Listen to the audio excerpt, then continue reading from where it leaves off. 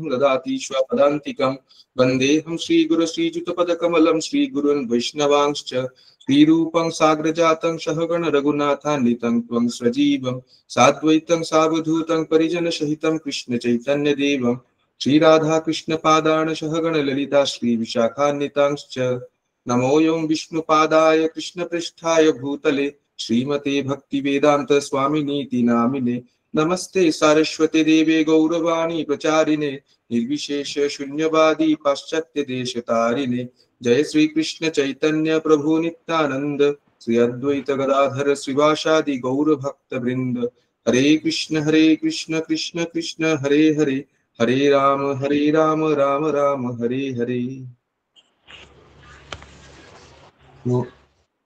শ্রীমদ্ ভাগবতম আমরা সম্পূর্ণটা বাংলাতেই করব। এটা হচ্ছে প্রভুপাদের যে মূল বই ছিল, আসল বই প্রভুপাদ যখন লিখেছিলেন তার এটা বলা চলে প্লেটস তৈরি করতেন প্রভুপাদ, নিজে বলতেন এবং সেই হিসেবে সেই সময় আঁকা হতো তার ছবি। শ্রীমদ্ ভাগবতম প্রথম কথা কার লেখা? কৃষ্ণ দ্বৈপায়ন ব্যাস।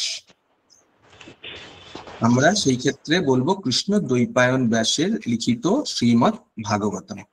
এবার এই হিসেবে যদি বলা যায়, মানে যদি শ্রীমদ্ ভাগবতমের ভূমিকা নিয়ে আলোচনা করা যায়, তাহলে চৈতন্য চরিতামৃত তার মধ্যলীলার দ্বাবিংশ পরিচ্ছদে সনাতন শিক্ষায় অভিধেয় তত্ত্ব বিচার করতে গিয়ে এই কলিযুগের পাবন অবতারী কে শ্রীমৎ মহাপ্রভু পাঁচটি মুখ্য ভক্তাঙ্গের মধ্যে ভাগবত শ্রবণকে অন্যতম শ্রেষ্ঠ বলে বলেছেন।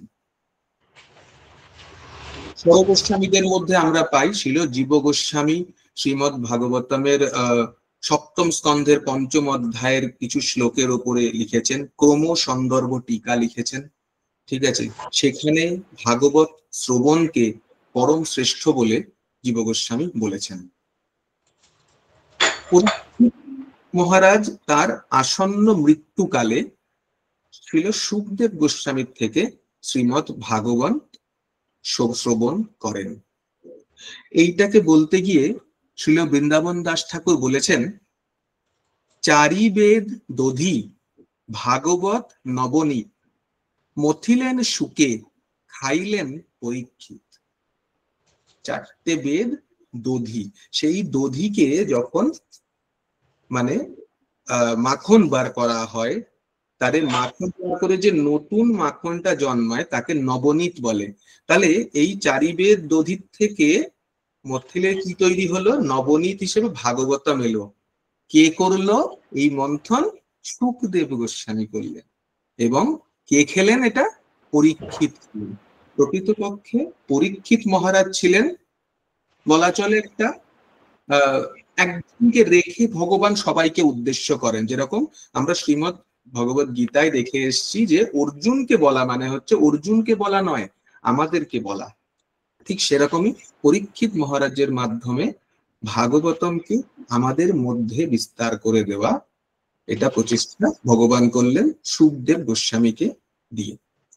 তো এবারে আমরা যদি যাই, সম্পূর্ণ ভাগবতম 12টি স্কন্ধে বিভক্ত, সবাই আমরা জানি মোটামুটি। এই 12টি স্কন্ধকে ভগবানের নানান অঙ্গের সাথে তুলনা করা হয়েছে। কেন? ভাগবতম হচ্ছে ভগবানের গ্রন্থ অবতার। এর আমরা প্রথম স্কন্ধ দেখব। প্রথম স্কন্ধের হিসেবে যদি বলি মূল বক্তব্য, তাতে বলা চলে পূর্বকালে কলিযুগের আগে, মানে দ্বাপর শেষ হয়েছে কলিযুগের শুরুতে, নৈমিষারণ্যে শৌনক আদি নানান মুনি ঋষিগণ বৈকুণ্ঠ লাভের চেষ্টায় শত শত মানে এখানে সহস্র সহস্র বর্ষ যজ্ঞ অনুষ্ঠান করছিলেন। এবার এই যজ্ঞ অনুষ্ঠান করতে করতে একদিন সকালবেলা তার দৈনন্দিন কাজকর্ম শেষ করে বসে আছেন, এমন সময় রোমহর্ষণ সূত মহাভাগবত উগ্রশ্রবা সূত আসিয়া তথায় উপস্থিত হইলেন। আমরা এখানে সূত গোস্বামী বলে তার পরিচয় পাবো। এই যা যা বলছে এগুলো পরবর্তী সময় আমরা প্রথম স্কন্ধের মধ্যেই দেখতে পাই। ঋষিগণ তাকে দেখে যথাযোগ্য সৎকার করে আদরপূর্বক জীবের চরম কল্যাণ এবং কৃষ্ণ বিষয়ক কথা কীর্তন করার জন্য অনুরোধ করলেন। সূত গোস্বামী নিজ গুরু পরমহংস চূড়ামণি শ্রী শুকদেবের প্রণাম পূর্বক ঋষিগণের পূর্বোক্ত হরি বিষয়ক প্রশ্নের প্রশংসা করে প্রথম বিষ্ণুর বিরাট আদি বহু অবতারের কথা বর্ণনা করলেন। পরে বেদ, পুরাণ, ইতিহাস সবকিছু বলতে বলতে আস্তে আস্তে করে শ্রীমদ্ ভাগবতমের রচনা এবং পরবর্তী কথা বলতে শুরু করলেন। এই যে প্রথম স্কন্ধ, এই প্রথম স্কন্ধ 19টা অধ্যায়ে বিভক্ত। এই 19টি অধ্যায়কে মোটামুটি ভাবে 3টি ভাগে ভাঙা যেতে পারে। প্রথম ভাগ, এই যে বললাম যে নৈমিষারণ্যের ঋষিরা প্রশ্ন করলেন, তাহলে সূত গোস্বামী নৈমিষারণ্যের এই ঋষিদের 6টি প্রশ্নের উত্তর দিয়েছিলেন। এটা আমরা একের পর এক পেতে থাকবো এবং এই উত্তর কিরাম ভাবে দিয়েছেন না দিয়েছেন আমাদের অধ্যায়গুলো এগোতে থাকবে। পরে দ্বিতীয় অংশে বলা চলে যে শ্রীমদ্ ভাগবতমের ইতিহাস, কি করে শ্রীমদ্ ভাগবতম এলো তার পরিপ্রেক্ষিতটা বলা হবে। আর 3 নম্বরে হচ্ছে মহারাজ পরীক্ষিতের জন্ম, মানে একদম উত্তরা দেবীর গর্ভ থেকে আরম্ভ করে কি হলো জন্ম, তারপরে তার জীবনকালের সমস্ত কর্ম এবং শেষে গিয়ে শুকদেব গোস্বামীর সাথে পরিচিতি, এই পর্যন্ত হচ্ছে প্রথম অধ্যায় আমাদের সমাপ্ত। তো প্রথম স্কন্ধের প্রথম অধ্যায়কে যদি বলা যায় তাহলে সেটা হচ্ছে মঙ্গলাচরণ, প্রকৃতপক্ষে কিরকম বস্তু নির্দেশিত হবে এবং শ্রীমদ্ ভাগবতের সর্বশাস্ত্র শ্রেষ্ঠতা ও প্রতিপাদ্য বিষয়ে নিরূপণ হবে এবং সূত সমীপে মানে সূত গোস্বামীর কাছে রাখা 6টি প্রশ্ন দিয়ে এই অধ্যায়টি শেষ হবে। আর একদম শেষ অধ্যায় 19 নম্বর অধ্যায় কি, গঙ্গা তীরে যোগীগণ পরিবৃত হয়ে পরীক্ষিত মহারাজ বসে আছেন, সমস্ত ব্যবস্থাপনা করেছেন এবং সেই সময় শুকদেব গোস্বামী আগমন করলেন এবং শুকদেব সমীপে পরীক্ষিতের নিয়মান ব্যক্তির মানে মৃত প্রায় যে হতে চলেছে 7 দিন পরে মারা যেতে চলেছেন সেই ব্যক্তির কর্তব্য সম্বন্ধে প্রশ্ন করবেন। ঠিক আছে, এবার এই প্রথম অধ্যায়ের যে বিষয়বস্তু গেল, শুরু করার আগে একটা জিনিস আমি অবগত করাতে চাই। যত আমরা ভাগবতমের যে কটি স্কন্ধ পড়ব, প্রতিটি স্কন্ধে মূল 10টি বিষয় ভাগবতমের আলোচিত হবে। এখানে জীব গোস্বামীর যদি আমরা সন্দর্ভ পড়ি তাহলে সেই হিসেবে জীব গোস্বামী বলে গিয়েছেন যে কোনো একটি অধ্যায়ে একটি বিষয়ে সম্পূর্ণরূপে নিক্ষেপিত হয়েছে, এই ধরনের চিন্তা করাটা ভুল হবে। কিন্তু যদি আমরা প্রতিটি বিষয়ে ভাগবতমের প্রতিটি স্কন্ধের মধ্যে নিহিত আছে এটি ভাবি, তাহলে সেটি আমরা সঠিক চিন্তা করব। কি কি বিষয়? 10টি বিষয়।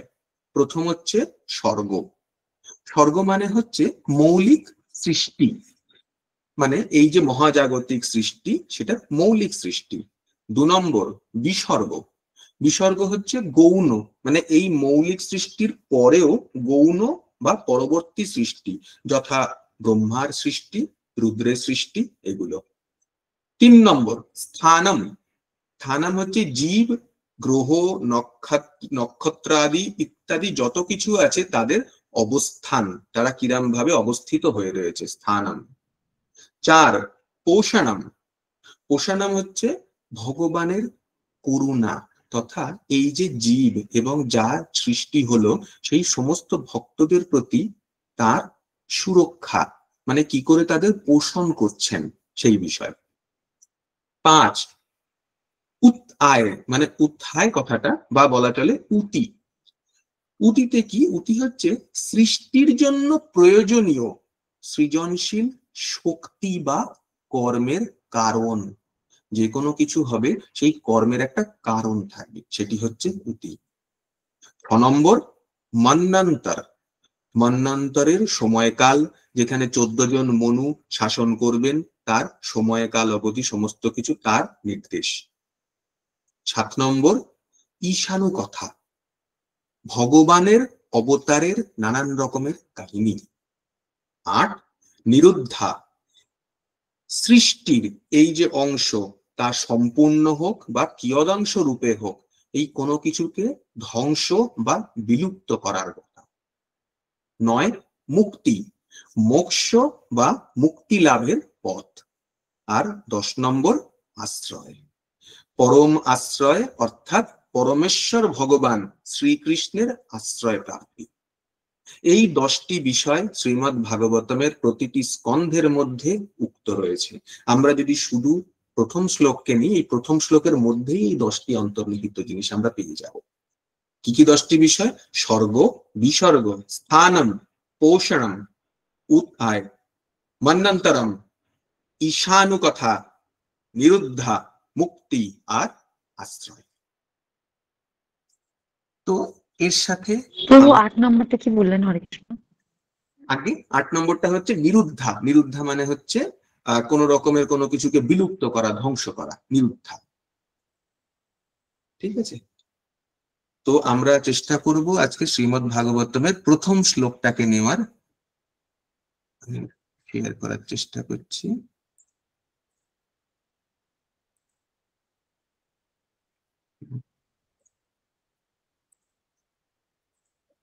বই আছে সবার কাছে? যদি নাও থাকে, প্রভু 7 নম্বরটা আর একবার বলেন। 7 নম্বরটা কি বললেন? 7 নম্বরটাকে বলা হয় তাকে ঈশানু কথা, ভগবানের কথা, ভগবানের অবতারের কাহিনী।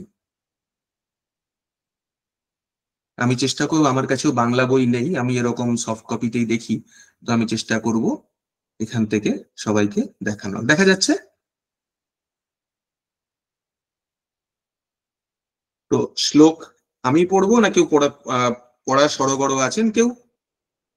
হরে কৃষ্ণ প্রভু, আমি পড়বো। পড়ুন। ঋষিদের প্রশ্ন, শ্লোক নম্বর 1।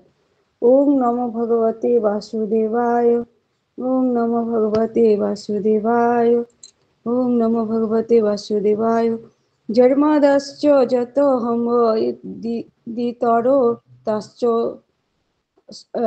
তরতাশ্চ তেস্য বিজ্ঞ সরাট, তেনে ব্রহ্মহৃদা য আদি কবয়ে মুচন্তি যৎসুরায়। তেজবারি মৃদাঙ্গ যথা বিনিময় যত্র ত্রিসর্গ হমেশা। ধর্মাশ্লেষেণ সদা নিরস্ত ক্রোহকং সত্যং পরং ধীমহি। হরে কৃষ্ণ বাবু, ঠিক হয়নি না? মাথা ঠিক আছে, পড়েছেন ঠিকই আছে, কিন্তু এটাকে না এরকম করে একটু সিলেবালে ভাঙতে হয়। ভাগবতমের যত শ্লোক হবে প্রত্যেকটা শ্লোক একটু অন্য ছন্দাকারে নিতে হয়। যেরকম ওম নমো ভগবতে বাসুদেবায়, জন্মাদ্যস্য যতো যন্নাদিতরতশ্চার্তেষ্বভিজ্ঞ স্বরাট, তেনে ব্রহ্ম হৃদয়াদি কবয়ে মুহ্যন্তি যৎসূরয়। তেজবারি মৃদং যথা বিনিময় যত্র ত্রিসর্গো মৃষা, ধাম্না শ্বেন সদা নিরস্তকুহকং সত্যং পরং ধীমহি। এবার এখানে কিরকম জন্মাদ্দেশ্য, প্রত্যেকটা শব্দ কিরকম এবং কিভাবে হয়েছে সেটাকে জানা আমাদের দরকার আছে। এই বিষয়ে শ্রীল বিশ্বনাথ চক্রবর্তী ঠাকুর তার সারার্থদর্শিনী টিকাতে শুধু এই শ্লোকের 5 রকমের ব্যাখ্যা করে গিয়েছেন। আমরা অত কঠিন ব্যাখ্যার মধ্যে যাব না। প্রভুপাদ ওই ব্যাখ্যার থেকে বলা চলে অনেকগুলি অংশকে নিয়ে নিজের যে তাৎপর্যটা তৈরি করেছেন, তার মধ্যে আমরা অনেক কিছুকে পেয়ে যাব। তবু ছোট করে একটু বলার জন্য আমি প্রথমে মানে, প্রতিটি শব্দের অর্থ, তার পরবর্তী মানে সেই জিনিসটা নিয়ে নিচ্ছি এবং পরে আমরা আলোচনা করছি। এখানে দেখবেন আমি ওই জন্য কতগুলো একটু রং করে এদিক ওদিক করেছি, কারণ যখন আমরা মানেগুলো পড়বো তখন এইগুলো কাজে আসবে। কিরকম? ওং নমো ভগবতে বাসুদেবায়, আমরা ভগবান মানে বাসুদেব বসুদেবের পুত্রকে আহ্বান করে সেই ভগবানকে প্রণাম নিবেদন করছেন বেদব্যাস। আর কি করছেন বলছেন, জন্মাদ্যস্য জন্ম আদি অস্য সৃষ্টি স্থিতি প্রলয়, অষ্ট মানে প্রকাশিত সমস্ত ব্রহ্মাণ্ড সমূহের, যত যার থেকে, অন্যায়াত সরাসরি ভাবে, ইতরস্ত ব্যতিরেক ভাবে, চ অর্থেষু অর্থ সমূহ অভিজ্ঞ সম্পূর্ণরূপে অবগত, স্বরাট সম্পূর্ণরূপে স্বাধীন। এবার এই জায়গাটাতেই যদি আমরা মানে দেখি, প্রভুপাদের অনুবাদে যদি যাই, প্রথম অনুবাদে কি বলছেন, হে বসুদেব তনয় শ্রীকৃষ্ণ, হে সর্বব্যাপ্ত পরমেশ্বর ভগবান, আমি আপনাকে আমার সশ্রদ্ধ প্রণতি নিবেদন করি, আমি শ্রীকৃষ্ণের ধ্যান করি। কেননা তিনি হচ্ছেন প্রকাশিত ব্রহ্মাণ্ড সমূহের সৃষ্টি স্থিতি এবং প্রলয়ের পরম কারণ। আর কি 2 নম্বর পরের দাগটা যেটা দেওয়া ছিল, জন্মাদ্যস্য যত, ওই পর্যন্ত হয়ে গেল। এরপরে বাকি অংশটা, তিনি প্রত্যক্ষ এবং পরোক্ষ ভাবে সবকিছু সম্বন্ধে অবগত। আর শেষে হচ্ছে স্বরাট, তিনি সম্পূর্ণভাবে স্বাধীন। এটা হচ্ছে প্রথম লাইন যেটা গেল, তার মানে জন্মাদ্যস্য যত অন্যায়াদিতরতশ্চার্থস্বভিজ্ঞ স্বরাট। দ্বিতীয় লাইন কি, তেনে ব্রহ্ম হৃদয়াদি কবয়ে মুয়ন্তি ইয়ৎ সূরয়া। ব্রহ্মা হৃদয়ে, আদি কবি তার হৃদয়ে জ্ঞান প্রদান করেছিলেন। এই বিষয়টাকে আমরা পরেরটাতে দেখছি। কি বলছেন, তিনি আদি কবি ব্রহ্মার হৃদয়ে সর্বপ্রথম বৈদিক জ্ঞান প্রদান করেছিলেন। তার দ্বারা মহান ঋষিরা এবং স্বর্গের দেবতারাও মোহাচ্ছন্ন হয়ে পড়েন। ঠিক যেভাবে মোহাচ্ছন্ন হয়ে পড়লে আগুনে জল দর্শন হয় অথবা জলে মাটি দর্শন হয়। দ্বিতীয়টায় চলে গেল, কারণ মুয়ান্তি ইয়াত সূরয়, মোহাচ্ছন্ন হয় যার সম্বন্ধে, কিরকম, তেজ বারি মৃদাং, তেজ হচ্ছে অগ্নি, বারি হচ্ছে জল, মৃদাং হচ্ছে মাটি।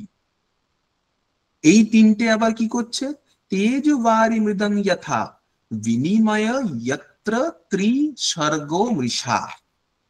কি বলছেন, তারই প্রভাবে, এই যে তিনটি হলো তারই প্রভাবে, তিনটি বস্তু এবং ভগবান তার প্রভাবে কি হচ্ছে, জড়া প্রকৃতির তিনটি গুণের মাধ্যমে জড় জগৎ সাময়িকভাবে প্রকাশিত হয় এবং তা অলিক হলেও সত্যবৎ প্রতিভাত হয়। তাই জন্য কি করছেন, এবার ভগবানের চারিত্রিক বর্ণনা হচ্ছে, ধাম্নাশ্বেন সদা নিরস্ত কুহকং সত্যং পরং ধীমহি।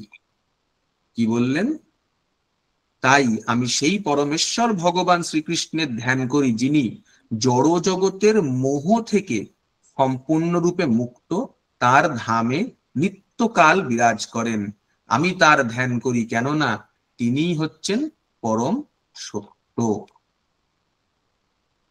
এবার এই বিষয়টাকে বলতে গিয়ে শ্রীল বিশ্বনাথ চক্রবর্তী ঠাকুর যে বললাম 5 রকমের ব্যাখ্যা করেছেন, আমরা এত কঠিন ব্যাখ্যার দিকে যেতে চাই না, তবু মানে সবার সূক্ষ্ম অবগতির জন্য প্রথম ব্যাখ্যাটি করেছেন ব্রহ্মসূত্রের উপরে ভিত্তি করে। ব্রহ্মসূত্রের ব্যাখ্যাটিতে বলা হয়ে থাকে যে এই যে ব্রহ্মাণ্ড, সমস্ত কিছুর উৎপত্তি, ভরণ পোষণ লয় যা কিছু হয়, সমস্ত কিছু ভগবানের জন্যই হয় এবং ভগবানই তা করেন। বেদান্ত সূত্রে অনুমোদিত ভাষ্যকে পরিচয় দিতে গিয়ে কৃষ্ণ সমস্ত কিছুর উৎস এবং সর্বোচ্চ উৎস হিসেবে এইটি প্রতিষ্ঠিত করেছেন। এবং এর মধ্যে গায়ত্রী মন্ত্রের ভিত্তিপ্রস্তর দেখা যায়, কারণ ধীমহি সত্যং পরং এই যে কথাগুলি আছে এবং মানে এর ওপরে যদি করা হয় তাহলে সেটা গায়ত্রী মন্ত্রের ওপরেও প্রভাবিত হয়। তার মানে এটাকে বলা চলে গায়ত্রী মন্ত্রের ব্যাখ্যা এবং সম্প্রসারণ হিসেবেও উনি ওখানে লিখেছেন। 2 নম্বর হচ্ছে মহাপুরাণের 9টি লক্ষণের উপর ভিত্তি করে কোন একটি পুরাণকে মহাপুরাণ বলা হবে, তার জন্য গরুড় পুরাণে নির্দিষ্ট বৈশিষ্ট্যের তালিকা রয়েছে। সেই যে তালিকা, সেই তালিকার মধ্যে সবকটি শ্রীমদ্ ভাগবতমে ফলিত হচ্ছে, এটি প্রমাণ করে যে শ্রীমদ্ ভাগবতম একটি মহাপুরাণ। তো সেই ভিত্তিপ্রস্তর স্থাপন করেছেন। তৃতীয়টি হচ্ছে শ্রীমদ্ ভাগবতম হচ্ছে সর্বোচ্চ রসতত্ত্বকে স্থাপন করে। কি রসতত্ত্ব? কৃষ্ণ রস, যার মিষ্টতা গোপীদের কাছে সর্বোৎকৃষ্ট। শান্ত, দাস্য, সখ্য, বাৎসল্য সমস্ত কিছুর ওপরে ভগবানের শৃঙ্গার রস। জন্ম অদ্যাস্য। শ্রীমদ্ ভাগবতমের এই যে মাধুর্য রস রূপ গ্রন্থ, যা ভক্তদের মধ্যে কৃষ্ণ রস সঞ্চায়ন করেন, তার সম্পূর্ণ ব্যাখ্যা করেছেন। চতুর্থ, রাধা কৃষ্ণ তত্ত্বের উপরে ব্যাখ্যা। সমস্ত গোপিনীগণকে পরিত্যাগ করে, এটা আমরা 10ম অধ্যায় যখন করব তখন দেখতে পাবো, শেষের দিকে রাস যখন হবে তখন সমস্ত গোপিনীগণকে পরিত্যাগ করে একমাত্র রাধা রানীকে অনুসরণ করে ভগবান তার প্রেম ও মাধুর্যের নিগুড়তা এবং দক্ষতার পরিচয় এবং প্রদর্শন করেছেন।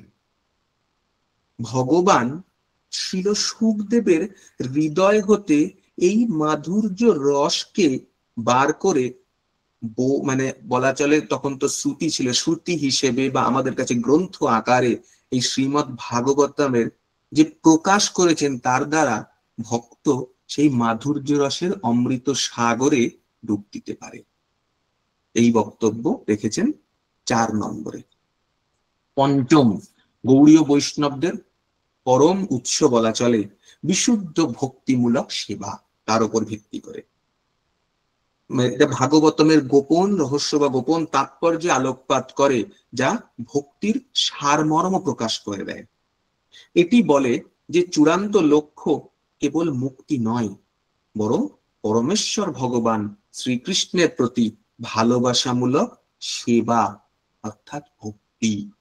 তার শাশ্বত আবাসস্থল শ্রী গোলক বৃন্দাবনে প্রেমময় সেবার অর্জন, এটাই হচ্ছে আমাদের চূড়ান্ত লক্ষ্য।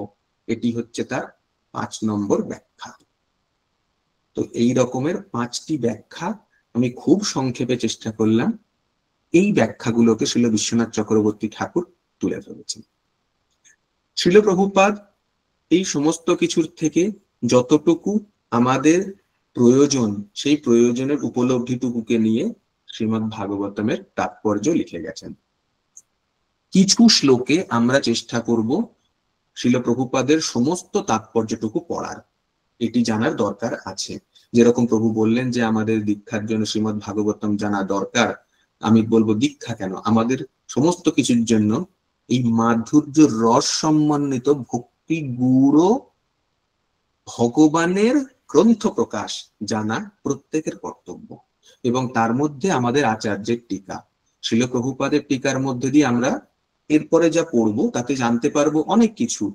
কেন ভাগবতমের প্রয়োজন আছে, কেউ বাইরের মানুষ যদি ভাগবতম সম্পর্কে জিজ্ঞাসা করে, তাদের যে ধারণা সেই বিষয়ে, মায়াবাদীদের ধারণা, আমাদের কি কর্তব্য করণীয় সেটা, ভগবানকে কোন স্তরে আমাদেরকে শ্রীমদ্ ভাগবতমে দেখতে হবে, তার সম্পূর্ণ ব্যাখ্যা প্রভুপাদ 1ম শ্লোকের তাৎপর্যে করে গেছেন। আমি চেষ্টা করব প্রতিটি লাইন বরাবর পড়তে, প্রত্যেকটি রেখা বরাবর পড়ে যেতে, যাতে আমরা তার সম্পূর্ণ উপলব্ধিটা নিতে পারি। প্রভুপাদের তাৎপর্য। ওম নমো ভগবতে বাসুদেবায়। এই বন্দনার মাধ্যমে বসুদেব এবং দেবকীর পুত্র শ্রীকৃষ্ণকেই প্রণতি নিবেদন করা হচ্ছে। এই তত্ত্ব এই গ্রন্থে আরো বিশদভাবে বিশ্লেষণ করা হবে। শ্রীল বিশ্বনাথ চক্রবর্তী ঠাকুরের 1ম, শ্রীল বিশ্বনাথ চক্রবর্তী ঠাকুরের 3য়, সেখানে একই জিনিস বলা আছে, প্রভুপাদ তুলে নিলেন। এই তত্ত্ব এই গ্রন্থে আরো বিশদভাবে বিশ্লেষণ করা হবে। এখানে শ্রীল ব্যাসদেব ঘোষণা করছেন যে শ্রীকৃষ্ণ হচ্ছেন আদি পুরুষ, পরমেশ্বর ভগবান এবং অন্য সবকিছুই প্রত্যক্ষ অথবা পরোক্ষভাবে তারই প্রকাশ। এই বিষয়ে শ্রীল জীব গোস্বামী তার কৃষ্ণ সন্দর্ভ নামক গ্রন্থে আরো বিশদভাবে আলোচনা করেছেন। এই ব্রহ্মাণ্ডের প্রথম সৃষ্ট জীব ব্রহ্মা তার রচিত ব্রহ্ম সংহিতায় শ্রীকৃষ্ণ তত্ত্ব বিশদভাবে আলোচনা করেছেন। সামবেদেও বলা হয়েছে যে শ্রীকৃষ্ণ হচ্ছেন দেবকীর দিব্য পুত্র। তাই এই প্রার্থনায় প্রথমেই প্রতিপন্ন করা হয়েছে যে শ্রীকৃষ্ণ হচ্ছেন আদি পুরুষ।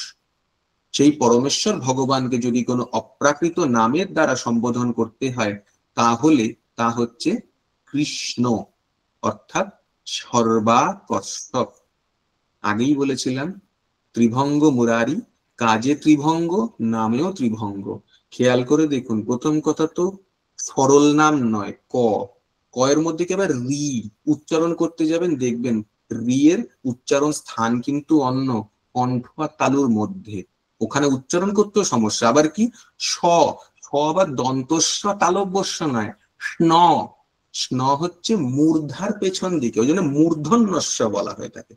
তাতে আবার ইয়, তো কয়ে রি, স আবার ইয়। তো ভগবান নামেও ত্রিভঙ্গ মুরারি, যিনি আমাদের সর্বাকর্ষক।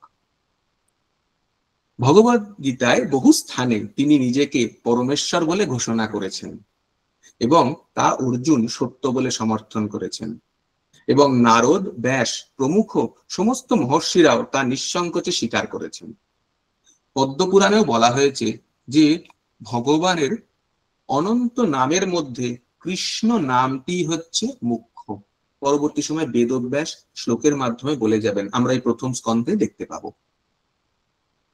বসুদেব হচ্ছেন পরমেশ্বর ভগবানের বাসুদেব হচ্ছেন পরমেশ্বর ভগবানের অংশ প্রকাশ, এবং বাসুদেব সদৃশ্য ভগবানের অন্য সমস্ত রূপেরও উল্লেখ এই শ্লোকে করা হয়েছে। বাসুদেব নামটি বিশেষভাবে বসুদেব এবং দেবকীর দিব্য সন্তানকেই বোঝায়। পরমহংসেরা যারা সন্ন্যাস আশ্রমের পরম পূর্ণতা প্রাপ্ত হয়েছেন তারা নিরন্তর শ্রীকৃষ্ণের ধ্যান করেন। এবারে কি বলছেন প্রভুপাদ? এবারে জন্মাদর্শের দিকে এগোবেন। তার আগে বলে যাবেন যে বেদ এবং আমাদের যে মহর্ষি বেদব্যাস তার বক্তব্যের কিছুটা অংশ। বাসুদেব অথবা শ্রীকৃষ্ণ হচ্ছেন সর্বকারণের পরম কারণ, সবকিছু তার থেকে প্রকাশিত হয়েছে। কিভাবে যে সবকিছু তার থেকে প্রকাশিত হয় তা এই গ্রন্থের পরবর্তী অধ্যায়গুলিতে বিশদভাবে বিশ্লেষণ করা হয়েছে। শ্রীমদ্ ভাগবতকে শ্রী চৈতন্য মহাপ্রভু অমল পুরাণ বলে বর্ণনা করেছেন, কেননা এতে পরমেশ্বর ভগবান শ্রীকৃষ্ণের অপ্রাকৃত লীলাবিলাসের কাহিনী বর্ণিত আছে।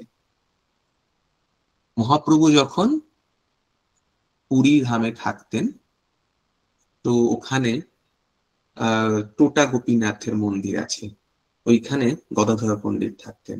মহাপ্রভু প্রতিদিন যেতেন এবং গদাধরের কাছ থেকে শ্রীমদ্ ভাগবতম শুনতেন, প্রহ্লাদ মহারাজের কাহিনী শুনতেন এবং ক্রন্দনের সাথে দুজনে লুটোপুটি যেতেন। এটা মহাপ্রভুর বলা চলে বহু কয়েক বছর ধরে চৈতন্য চরিতামৃতে লিখে রয়েছে, কয়েক বছর ধরে মহাপ্রভুর রোজগারের কাহিনী ছিল। এতটাই শ্রীমদ্ ভাগবতমকে মহাপ্রভু ওই সময় ভালোবাসতেন, কারণ ভগবানের লীলা কথা। প্রভুপাদ কি বলছেন?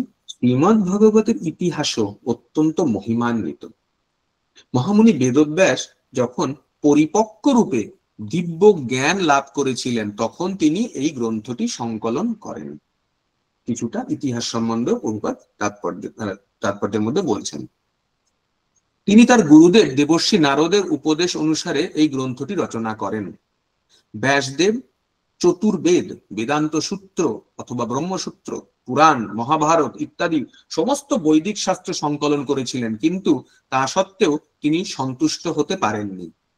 তার গুরুদেব দেবর্ষি নারদ তাই সেই অসন্তুষ্টি দর্শন করে তাকে নির্দেশ দিয়েছিলেন পরমেশ্বর ভগবান শ্রীকৃষ্ণের অপ্রাকৃত কার্যকলাপ বর্ণনা করতে। পরমেশ্বর ভগবানের অপ্রাকৃত কার্যকলাপ বিশেষভাবে এই গ্রন্থের দশম স্কন্ধে বর্ণিত হয়েছে। কিন্তু সেই মূল বস্তুটিতে প্রবেশ করতে হলে ধীরে ধীরে উন্নত থেকে উন্নততর জ্ঞান লাভ করে অগ্রসর হতে হয়। চিন্তাশীল মানুষের পক্ষে সৃষ্টির উৎস সম্বন্ধে জানতে চাওয়াটাই স্বাভাবিক। প্রভুপাদ আমাদের উদাহরণ দিচ্ছেন কিরকম, রাত্রিবেলায় অগণিত তারাখচিত আকাশের দিকে তাকিয়ে তার মনে স্বাভাবিকভাবে প্রশ্ন জাগে, সেখানে কি জীব রয়েছে? এই ধরনের প্রশ্নগুলি মানুষের পক্ষে করা স্বাভাবিক, কেননা মানুষের চেতনা পশুদের চেতনার থেকে অনেক উন্নত। এই ধরনের প্রশ্নের উত্তর সরাসরি ভাবে শ্রীমৎ ভগবতের রচয়িতা দান করেছেন। ওই জন্য আমাদের যত রকমের প্রশ্ন থাকে, যা কিছু, তার সমস্ত উত্তর শ্রীমৎ ভাগবতমে রয়েছে, এবং যেগুলো আটকাবে সেগুলো আমাদের প্রভুপাদের তাৎপর্যের মধ্যে স্পষ্ট ভাবে রয়েছে। ওই জন্য আমরা চেষ্টা করব যেগুলো আমাদের প্রয়োজনীয়, এবং খুবই প্রতিটি শ্লোক প্রয়োজনীয় অবশ্যই, এর মধ্যে যেগুলো আরো বেশি পরিমাণের দরকারি সেগুলো তাৎপর্যগুলোকে ভালোভাবে নিরূপণ করতে। পরমেশ্বর ভগবানের ইচ্ছার প্রভাবে এক বিশেষ সময়ে এই জড়া প্রকৃতির প্রকাশ হয়। কিছু কালের জন্য তার স্থিতি হয় এবং তারপরে তার ইচ্ছার প্রভাবে তা বিনাশ হয়। তাই এই জগতের সমস্ত কার্যকলাপের পেছনে রয়েছে পরমেশ্বর ভগবানের ইচ্ছা। নাস্তিকেরা অবশ্য বিশ্বাস করে না যে একজন সৃষ্টিকর্তা রয়েছেন, কিন্তু সেটি তাদের অজ্ঞতার পরিচয়। যেমন আধুনিক বৈজ্ঞানিকেরা কৃত্রিম উপগ্রহ সৃষ্টি করেছে এবং এই উপগ্রহগুলি বৈজ্ঞানিকদের দ্বারা পরিচালিত হয়ে মহাশূন্যে কিছুকালের জন্য ভাসছে, তেমনি অসংখ্য গ্রহ নক্ষত্র সমন্বিত ব্রহ্মাণ্ডগুলি পরমেশ্বর ভগবানের বুদ্ধিমত্তার দ্বারা নিয়ন্ত্রিত হচ্ছে। এটি ঠিক এরকম বলা যেতে পারে যে প্রকৃতপক্ষে মানুষে বিশ্বাস করে না যে আমাদেরও কোনো আদি পিতা বা কেউ থাকতে পারে, মনে করে ভগবান এমনি রয়েছে এবং এগুলো এমনি সৃষ্টি হয়েছে। আমরা যারা আজকে কৃষ্ণ ভাবনামৃতে একটু এগোনোর চেষ্টা করছি, বা যে কেউ হোক, প্রত্যেকে তো জানে যে আমার বাবা ছিল, তার বাবার বাবা ছিল, হতে পারে আমার ঠাকুরদার বাবা ছিল, কিন্তু আমি তো দেখিনি, হয়তো আমি আমার ঠাকুরদাকে দেখেছি, আমার 4 নম্বর বংশকে আমি দেখিনি। তাহলে কেউ কি বলতে পারে না আমার ঠাকুরদার বাবা ছিল না, আমার ঠাকুরদা এমনি এসছে? না, ওই ঠাকুরদার পূর্বতন 40 পুরুষ আগেও কোনো একজন ঠাকুরদা ছিল, নতুবা সেই ঠাকুরদা তো আসেনি। যদি এটাই হয় তাহলে আমরাও কারোর থেকে এসছি। এই সহজ জিনিস বিশ্বাস করতে মানুষের অসুবিধা হয়। এই জন্য প্রভুপাদ এখানে এই বক্তব্যগুলি রাখছেন। তাহলে আমাদের পূর্ব পিতাকে তিনি হলেন ব্রহ্মা। ব্রহ্মা ভগবানের থেকে সৃষ্ট হয়েছেন। কি করে হয়েছে সমস্ত কিছু ভাগবতম একের পর এক আমাদের কাছে তুলে ধরবে। কি বলছেন প্রভুপাদ এই বিষয়ের জন্য? বৈদিক শাস্ত্রে বলা হয়েছে যে পরমেশ্বর ভগবান সমস্ত পুরুষদের মধ্যে সর্বোত্তম। প্রথম সৃষ্ট জীব ব্রহ্মার থেকে শুরু করে একটি ক্ষুদ্র পিপীলিকা পর্যন্ত সকলেই হচ্ছে এক একটি চেতন সত্তা। অন্য সমস্ত জীবের মতো তারও ব্যক্তিত্ব রয়েছে, কিন্তু পরমেশ্বর ভগবান অথবা পরম চৈতন্য হচ্ছেন সর্বশ্রেষ্ঠ বুদ্ধিমত্তা সম্পন্ন এবং তিনি অচিন্ত শক্তি সম্পন্ন। একটি মানুষের মস্তিষ্ক যদি একটি কৃত্রিম উপগ্রহ তৈরি করতে পারে, তা সহজেই অনুমান করা যায় মানুষের থেকে উন্নত বুদ্ধিমত্তা সম্পন্ন যিনি, তিনি তার থেকে অনেক আশ্চর্যজনক, অনেক উন্নত বস্তু সৃষ্টি করতে পারেন। সুস্থ মনোবৃত্তি সম্পন্ন মানুষ সহজেই এই যুক্তিটি মেনে নেবেন, কিন্তু অনেক একগুঁয়ে নাস্তিক রয়েছে যারা সেটি স্বীকার করতে চায় না। ছিল ব্যাসদেব কিন্তু সেই পরম বুদ্ধিমত্তা সম্পন্ন পুরুষকে পরমেশ্বর রূপে স্বীকার করেছেন। তিনি সেই পরম বুদ্ধিমত্তা সম্পন্ন পুরুষকে পরমেশ্বর বলে সম্বোধন করে তার প্রতি সশ্রদ্ধ প্রণতি নিবেদন করেছেন। সেই পরমেশ্বর হচ্ছেন শ্রীকৃষ্ণ, যা ব্যাসদেব প্রণীত ভগবদ গীতা। এবং অন্যান্য শাস্ত্র গ্রন্থে বিশেষ করে শ্রীমদ্ ভাগবতে বর্ণনা করা হয়েছে। ভগবদ গীতায় ভগবান বলেছেন যে তার থেকে মহৎ বা পরম তত্ত্ব আর কিছু নেই। তাই শ্রীল ব্যাসদেব সেই পরম তত্ত্বকে শ্রীকৃষ্ণকে তৎক্ষণাৎ আরাধনা করেছেন, যার অপ্রাকৃত কার্যকলাপ শ্রীমদ্ ভাগবতমের 10ম স্কন্ধে বর্ণিত হয়েছে। এবারে এটি কিরকম, ছোট একটি উদাহরণ। এবার সবাই আমাদের শরীর রয়েছে, আমরা সবাই ছোটবেলার থেকে শিখেছি এটা নাক, এটা কান, এটা মুখ, এরকম করে আমরা শিখেছি এটি চোখ, ঠিক আছে। এবার কাউকে বলা হচ্ছে যে এটি নাক, সে বলছে না না এটি নাক না। কোনটি নাক? বলে নাক খুঁজছি, এটা নাক, এটা নাক, এটা নাক, এরকম করে খুঁজে যাচ্ছে, খুঁজতে খুঁজতে খুঁজতে খুঁজতে শেষ পর্যন্ত নানান ঘাটের জল খেয়ে শেষে দেখছি নিঃশ্বাস নিচ্ছি এটাই নাক। এরা হচ্ছে বিকৃত ভাবাপন্ন এবং এরাই হচ্ছে মায়াবাদী বা জ্ঞানী। এই জন্যে ভগবদ গীতায় বলা আছে বহুনাং জন্ম না মানতে, তারা শুনবে, তারা 10 ঘাটের জল খেয়ে তখন বুঝবে যে এটা নাক। প্রকৃতপক্ষে ভগবত ভক্তি এবং ভগবানের পরিচর্যা এতটাই সহজ কি আচার্য বলেছে এটা না, বিশ্বাস করে নিতে হবে। ও তাই জন্য প্রভুপাদ প্রথমে শ্রীমদ্ ভাগবতমের একটু সংক্ষিপ্ত ইতিহাস এবং ব্যাসদেব কোন জায়গা থেকে শ্রীমদ্ ভাগবতমকে নিচ্ছেন এবং কৃষ্ণকে কেন উনি প্রথমে আহ্বান করেছেন এবং জন্মাদ্দেশ্যতে কৃষ্ণকে কেন সত্যং পরং ধীমহি বলছেন সেটি প্রতিষ্ঠা করলেন সহজভাবে। কিন্তু সহজ জিনিস সহজভাবে নিলে সরল বলেই মনে হয়। তাই জন্য বাকিদের জন্য কি বলছেন প্রভুপাদ? বলছেন বিকৃত মনোভাবাপন্ন অসৎ মানুষেরা সরাসরি ভাবে 10ম স্কন্ধে প্রবেশ করতে চায়, বিশেষ করে 10ম স্কন্ধের সেই 5টি অধ্যায়ে যেখানে পরমেশ্বর ভগবানের রাসলীলার বর্ণনা করা হয়েছে। শ্রীমদ্ ভগবতের এই অংশটি হচ্ছে সবচাইতে গোপনীয়। কেন? আমরা যত শ্রীমদ্ ভাগবতমে এগোবো, আমরা যতটা পড়বো, আমরা বুঝতে পারবো এই গোপনীয়তা বিষয় কেন বলা হয়েছে, কি জন্যে। কারোর কাছে গোপনীয় না, এটি উন্মোচিত।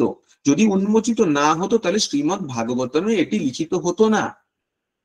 এবং এর সাথে ভগবানের যে রাজ, যেটি গোলক বৃন্দাবনে হয়, সেই ঘটনা এই ধরিত্রীতে ঘটাতেন না, সেটাও আমাদের জন্য। কিন্তু গোপনীয়তাটা কেন? সেটা হচ্ছে পরিপক্ক অবস্থায় যদি আমরা অবগত না হই তাহলে আমাদের ক্ষতি হবে, আমরা সেই অবস্থানকে বুঝতে পারবো না, না বুঝে ভুল পথে নিজেদেরকে চালিত করব। সেই কারণের জন্য বলা হয়েছে এটি গোপনীয়। প্রভুপাদ কি বলছেন? যতক্ষণ পর্যন্ত না কেউ পরমেশ্বর ভগবানের অপ্রাকৃতত্ব সম্বন্ধে পূর্ণরূপে অবগত হচ্ছেন, ততক্ষণ পরমেশ্বর ভগবানের রাসলীলা নামক পরম শ্রদ্ধেয় লীলাবিলাসের তত্ত্ব এবং ব্রজগোপিকাদের সঙ্গে তার প্রেমের তত্ত্ব হৃদয়ঙ্গম করা কখনোই সম্ভব নয়। এটি হচ্ছে ভগবানের অপ্রাকৃত লীলাবিলাসের সর্বোচ্চ বিষয়। এবং যে সমস্ত মুক্ত পুরুষ ধীরে ধীরে পরমহংস স্তরে উন্নীত হয়েছেন, তারাই কেবল এই রাসলীলার অপ্রাকৃত মাধুর্য আস্বাদন করতে পারবেন। শ্রীল ব্যাসদেব তাই পাঠককে ধীরে ধীরে পারমার্থিক তত্ত্বজ্ঞান হৃদয়ঙ্গম করে উন্নত থেকে উন্নততর স্তরে অধিষ্ঠিত হয়ে অবশেষে ভগবানের এই লীলাবিলাসের মাধুর্য আস্বাদন করার সুযোগ দান করেছেন। তাই তিনি ধীমহি কথাটির মাধ্যমে গায়ত্রী মন্ত্রের আহ্বান করেছেন। ওই যে বললাম বিশ্বনাথ চক্রবর্তী ঠাকুর গায়ত্রী মন্ত্র সম্পর্কে কমেন্ট করেছিলেন, সেই জায়গাটাকে প্রভুপাদ এরকম করে নিয়ে এলেন। এই গায়ত্রী মন্ত্র পারমার্থিক প্রগতি সম্পন্ন মানুষদের জন্য। যখন কেউ যখন যথাযথভাবে গায়ত্রী মন্ত্র উচ্চারণ করতে পারেন, তখন তিনি ব্রহ্মভূত স্তরে অধিষ্ঠিত হন। তাই গায়ত্রী মন্ত্রে সিদ্ধিলাভ করতে হলে ব্রাহ্মণোচিত গুণাবলী অর্জন করতে হয়, অথবা যথার্থভাবে সপ্তগুণে অধিষ্ঠিত হতে হয়। এবং তখনই কেবল পরমেশ্বর ভগবানের অপ্রাকৃত নাম, রূপ, গুণ ইত্যাদির অপ্রাকৃত মহিমা হৃদয়ঙ্গম করা যায়। শ্রীমদ্ ভগবত হচ্ছে পরমেশ্বর ভগবানের অপ্রাকৃত শক্তি সম্ভূত তার স্বরূপের বর্ণনা, এবং তার এই অন্তরঙ্গা শক্তি আমাদের গোচরীভূত এই জড়জগতে প্রকাশিত করেছেন, যে বহিরঙ্গা শক্তি তার থেকে ভিন্ন। আমাদেরকে এই যে জড়জগৎ যা অবস্থান করছে তা ভগবানের বহিরঙ্গা শক্তি প্রকাশ। অন্তরঙ্গা শক্তিতে ভগবান নিজে অবস্থিত থাকেন, স্বরূপত থাকেন। আমরা কি? আমরা তটস্থা শক্তি। আমরা চাইলে অন্তরঙ্গায় যেতে পারি, আমরা চাইলে এই বহিরঙ্গায় আনন্দ নিতে পারি। এই হচ্ছে আমাদের বিষয়বস্তু। কে কোন দিকে যাবে? ভাগবতমে ভগবান চাইবেন আমরা যাতে তার পদানুসরণ করে, তার ভক্তদের পদানুসরণ করে ধীরে ধীরে করে অন্তরঙ্গা শক্তির দিকে যাই। শ্রীল ব্যাসদেব এই শ্লোকে এই দুইয়েরই পার্থক্য স্পষ্টভাবে নিরূপণ করেছেন। শ্রীল ব্যাসদেব এখানে বলেছেন যে ভগবানের অন্তরঙ্গা শক্তির প্রকাশ নিত্য, কিন্তু জড়জগতের প্রকাশকারী তার বহিরঙ্গা শক্তি মরুভূমির মুখে মরীচিকার মতো ক্ষণস্থায়ী এবং অলীক। মরুভূমির মুখে যে বুকে যে মরীচিকা দেখা যায় তা প্রকৃতপক্ষে জল নেই, সেখানে কেবল জলের আভাস রয়েছে, প্রকৃত জল অন্য কোথাও রয়েছে। এই জড় সৃষ্টিকে বাস্তব বলে মনে হয়, কিন্তু প্রকৃতপক্ষে এটি হচ্ছে অপ্রাকৃত জগতের প্রতিবিম্ব মাত্র। পরম সত্য রয়েছে অপ্রাকৃত জগতে, এই জড় জগতে তার প্রকাশ নেই।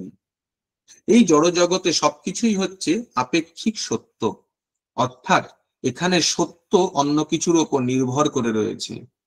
এই জড় সৃষ্টির প্রকাশ হয় প্রকৃতির তিনটি গুণের সমন্বয়ের ফলে, এবং এই ক্ষণস্থায়ী সৃষ্টির উদ্দেশ্য হচ্ছে বদ্ধ জীবের মোহাচ্ছন্ন চিত্তে বাস্তবের কুহক সৃষ্টি করা। কুহক হচ্ছে কুয়াশা, এবং তার ফলে ব্রহ্মা, ইন্দ্র, চন্দ্র আদি দেবতারা পর্যন্ত মুহ্যমান হয়ে পড়েন। প্রকৃতপক্ষে এই জড়জগতের জগৎকে বাস্তব বলে কিছুই নেই।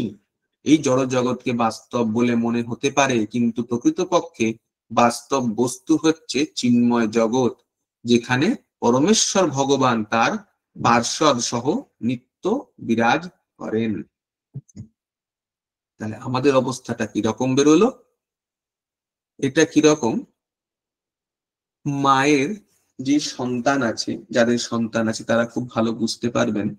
যখন সন্তান ছোট থাকে, মা নানান কাজে ব্যস্ত, সন্তান কান্না করছে, কোনো কিছু করছে, কি চাই? খেলনা চাই, মা খেলনা দিয়ে দিল, সন্তান ভালো আছে, সুস্থ, হেসে গেলে বেড়াচ্ছে। কিছুক্ষণ পরে খেলনার থেকে মন উঠে গেল, আবার কান্না করছে, সমস্যা করছে, মা ওটা চাই, ওটা চাই, ওটা চাই এরকম করে বলছে। তো কোনো খাবার চেয়েছে, মা একটু খাবার দিয়ে দিল, খেয়ে নিল, খুশি আছে।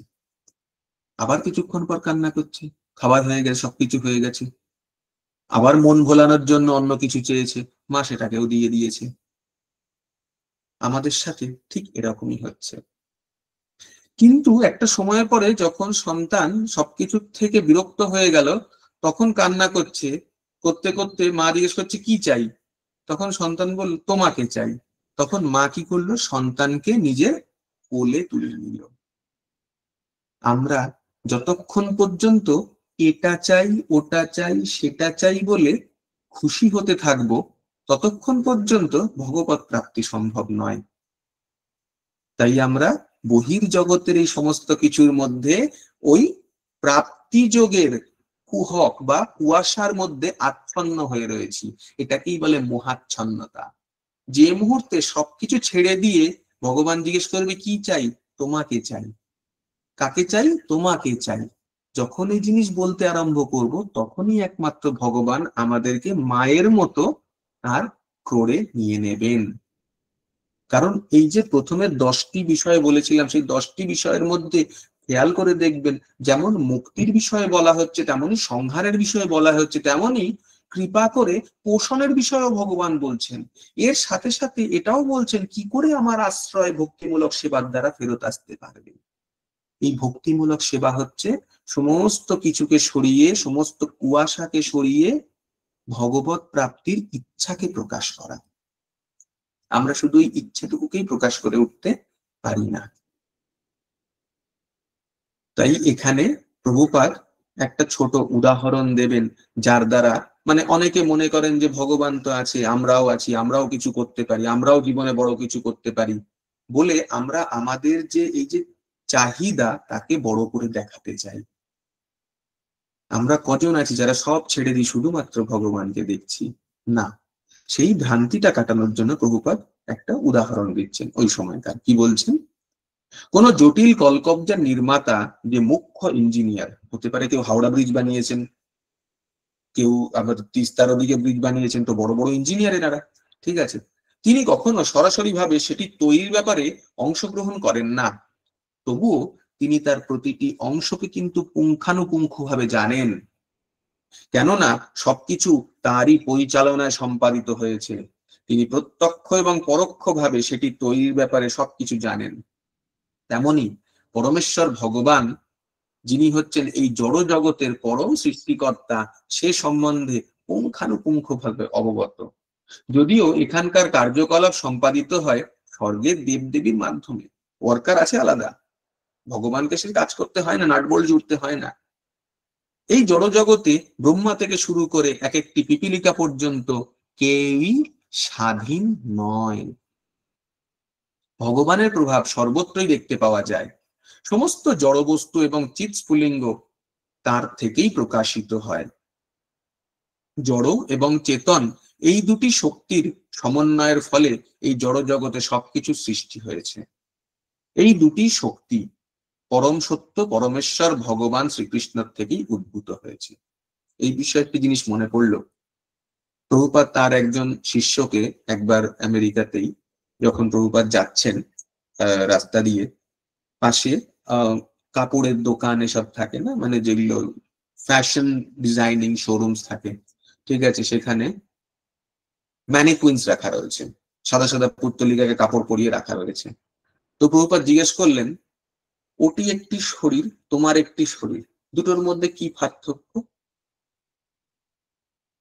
সহজ, দুটোর মধ্যে একটাই পার্থক্য, ওটির মধ্যে প্রাণ নেই আর এটির মধ্যে প্রাণ আছে।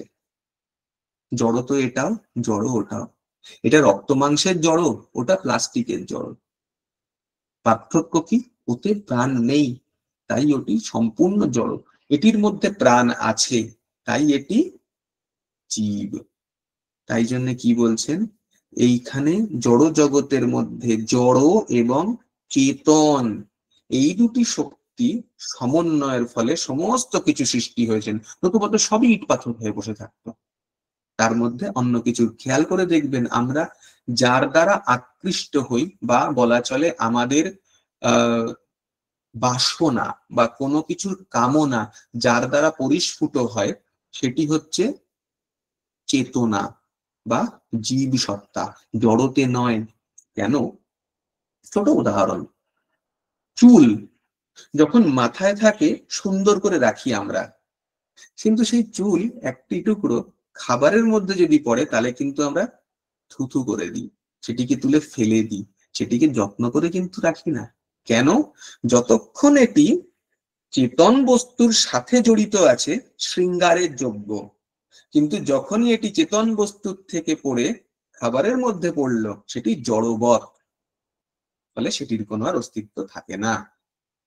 নখ খুব সুন্দর, মায়েরা নখের মধ্যে নেল পালিশ লাগায়, অনেকে অনেক কলাকুশলী করে, সবকিছু করে, কতক্ষণ? যতক্ষণ এটি হাতে আছে, জড়ের সাথে শোভা পাচ্ছে। কেন?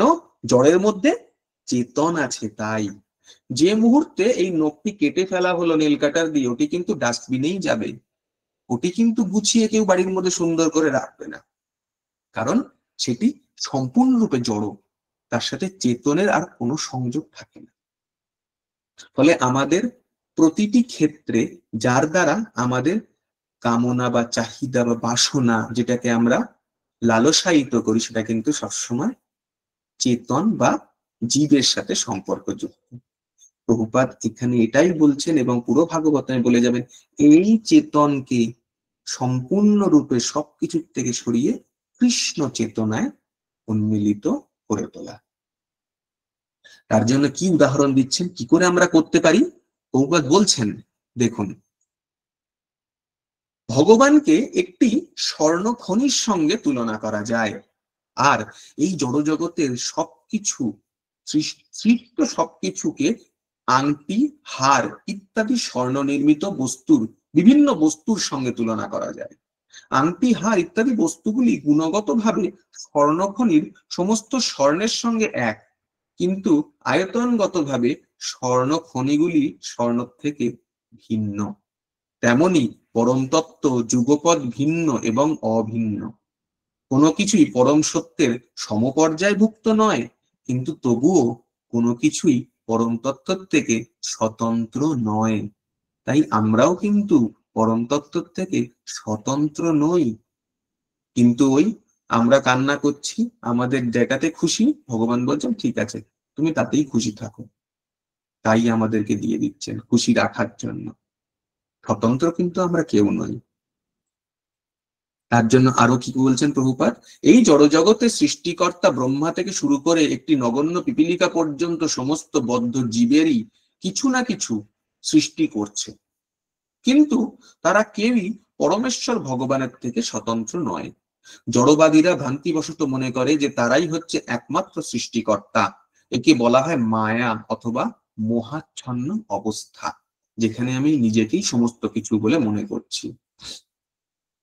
জ্ঞানের অভাবের ফলেই জড়বাদীরা তাদের অপূর্ণ ইন্দ্রিয়ের সংকীর্ণ গণ্ডির বাইরে আর কিছুই দেখতে পায় না, এবং তাই তারা মনে করে যে উন্নত বুদ্ধিমত্তা ব্যতীত আপনার থেকেই জড়জগতের প্রকাশ হয়েছে। এই শ্লোকে শ্রীল ব্যাসদেব তাদের সেই নির্বোধ মতবাদকে খণ্ডন করেছেন। যেহেতু সেই পূর্ণ বস্তু অথবা পরম সত্য হচ্ছেন সবকিছুর উৎস, তাই কোনো কিছুই সেই পরম সত্য থেকে স্বতন্ত্র হতে পারে না। যেরকম পিতার থেকে পুত্ররা জন্মগ্রহণ করছে, পুত্র পুত্রী জন্মগ্রহণ করছে, তাহলে পুত্র পুত্রী কোনো স্বতন্ত্র হতে পারে না, তারা পিতার অধীনে আছে, পিতার থেকেই তাদের এসছে। ঠিক সেরকমই দেহে যা কিছু ঘটে দেহি তৎক্ষণাৎ তা বুঝতে পারে, তেমনি এই সৃষ্টি হচ্ছে সেই পূর্ণ বস্তুর দেহ। তাই এই সৃষ্টিতে যা কিছু হচ্ছে সে সম্বন্ধে পূর্ণ পুরুষোত্তম প্রত্যক্ষ এবং পরোক্ষভাবে অবগত। শ্রুতি মন্ত্রে বর্ণনা করা হয়েছে যে পূর্ণ বস্তু অথবা ব্রহ্ম হচ্ছে সবকিছুরই পরম উৎস, সবকিছু তার থেকেই প্রকাশিত হয় এবং সবকিছুই তার দ্বারা প্রতিপালিত হয়, এবং অবশেষে সবকিছু তার মধ্যেই প্রবিষ্ট হয়। দেখুন এখানে পোষণ এবং সবকিছুর সংহার, তার সৃষ্টি, এই তিনটি বিষয় এখানে প্রভুপাদ কিন্তু বলে গেলেন। এটি হচ্ছে প্রকৃতির নিয়ম। স্মৃতি মন্ত্রে এই তত্ত্ব প্রতিপন্ন হয়েছে, সেখানে বলা হয়েছে যে ব্রহ্মার আয়ুষ্কালের শুরু থেকে যা কিছু প্রকাশিত হয়েছে এবং যার মধ্যে অবশেষে সবকিছু প্রবিষ্ট হবে, সে সবের উৎস হচ্ছেন পরম সত্য বা ব্রহ্ম। জড় বৈজ্ঞানিকেরা স্থির করেছেন যে সূর্য হচ্ছে গ্রহমণ্ডলের উৎস, কিন্তু সূর্যের উৎস যে কি তা বিশ্লেষণ করতে তারা অক্ষম। এখানে সবকিছুর পরম উৎস বিশ্লেষণ করা হয়েছে। বৈদিক শাস্ত্রের বর্ণনা অনুসারে ব্রহ্মা, যাকে সূর্যের সঙ্গে তুলনা করা যেতে পারে, তিনি পরম স্রষ্টা নন। এই শ্লোকে বলা হয়েছে যে পরমেশ্বর ভগবান ব্রহ্মাকে বৈদিক জ্ঞান দান করেছিলেন। আর কি এই সম্বন্ধে কেউ তর্ক করতে পারে যে যেহেতু ব্রহ্মা হচ্ছেন প্রথম সৃষ্ট জীব, তাই অন্য কেউই তাকে জ্ঞান দান করতে পারে না, কেননা সে সময় আর কোনো জীব ছিল না। কিন্তু এখানে বর্ণনা করা হয়েছে যে গৌণ স্রষ্টা ব্রহ্মাকে পরমেশ্বর ভগবান জ্ঞান দান করেছিলেন, যাতে ব্রহ্মা তার সৃষ্টি কার্য সম্পাদন করতে পারেন। তাই সমস্ত সৃষ্টির পিছনে রয়েছে পরমেশ্বর ভগবান শ্রীকৃষ্ণের পরম বুদ্ধিমত্তা। জন্মাদ্যস্য ইয়তোऽন্যাদিতরতশ্চার্থস্য বিজ্ঞস্বরাট তেনে ব্রহ্ম হৃদয়াদি কবয়ে মুহ্যন্তি ইয়ৎসূরয়ঃ। তাহলে আদি কবি ব্রহ্মাকে তিনি জ্ঞান দান করেছিলেন। কেন? সৃষ্টি হলো, মনে করুন ওই 10টি বিষয়ের মধ্যে একটি আসছে এবারে, সৃষ্টি হলো, সমস্ত কিছু হলো, ভগবান জীব সৃষ্টি করার জন্য দিলেন, ভূর ভুব সমস্ত কিছু, 3টে জায়গা, সবকিছু 14টি তলকে 3টি ভাগে বিভক্ত করে বললেন, যারা সত্য তাদেরকে উপরে রাখো, যারা রজ তাদেরকে মাঝে রাখো, যারা তম তাদেরকে তলায় রাখো বলে ব্রহ্মাকে সমস্ত কিছু বলে দিলেন। এবার বলে তো দিলেন, এই সবকিছু বলে দেওয়ার পরেও পরম পিতা তিনি চান আমার সন্তান আমার কাছে ফেরত আসুক। তার জন্য কি করলেন? ব্রহ্মার মাধ্যম দিয়ে বৈদিক জ্ঞান দান করালেন।